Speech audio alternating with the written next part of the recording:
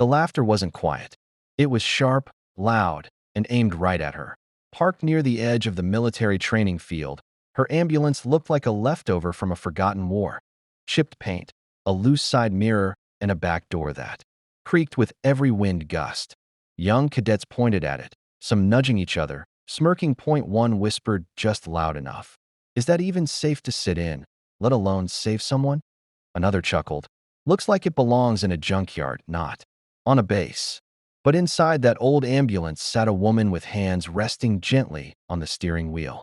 Her eyes didn't rise to meet their mockery. She didn't flinch, didn't defend herself. She just waited, quietly, as if she'd done this before, as if their laughter was just another passing storm. Her name was Maeve Holt. She had no rank anymore, no medals pinned to her chest. What she did have was a heartbeat full of memory and hands that had once stopped others from losing theirs. Years ago, she had worn the same uniform they now polished daily.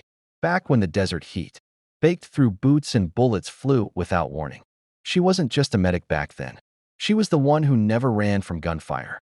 The one who dragged two soldiers out from a collapsed outpost, her own leg bleeding the whole way. When the helicopter never came, she had turned their shirts into stretchers, their belts into tourniquets, and a rusted pickup truck into a rolling emergency room. That leg still ached, but she never said a word. The years had taken her rank, her badge, her pension, but not her purpose, not her reason for showing up. In that same rusty ambulance she rebuilt with her own hands, she wasn't supposed to be on base today. Her volunteer pass had expired 2 weeks ago, but the usual medic van had broken down on the main road, and nobody else showed up. So she did. Nobody thanked her. No one saluted her. The young officers didn't recognize her name. The senior ones barely remembered. To them, she was just the old lady with the clunker. That afternoon, the training turned serious. An explosion echoed across the hills. People ran. One cadet was missing. No, not missing. He was down, and it wasn't just anyone. It was their commanding officer. A man respected by all, known for his discipline and fairness. His leg was crushed, under debris from a collapsed observation point. Bleeding fast, unconscious, pale, panic spread like wildfire. "Call the base medic," someone shouted. "They're 40 minutes out." Another cried. Maeve didn't wait for permission. She turned the key.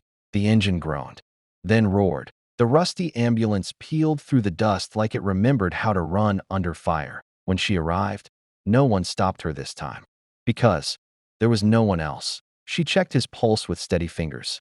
She whispered instructions to the shocked cadets standing around. In seconds, she had him stabilized. In minutes, she had him loaded. Her hands didn't shake. Her voice never rose.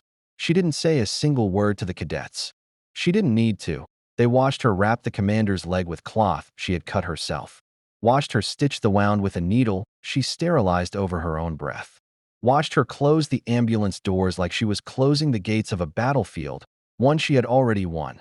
Later, when the helicopter finally arrived and the commander was safe, the cadets gathered in silence. No one laughed now. No one pointed. Instead, one of them whispered, "She saved him. That old ambulance, she saved him." Another just said, "That wasn't just a vehicle. That was a lifeline." She didn't wait for praise. Didn't ask for thanks. She drove away slowly, the same way she had come.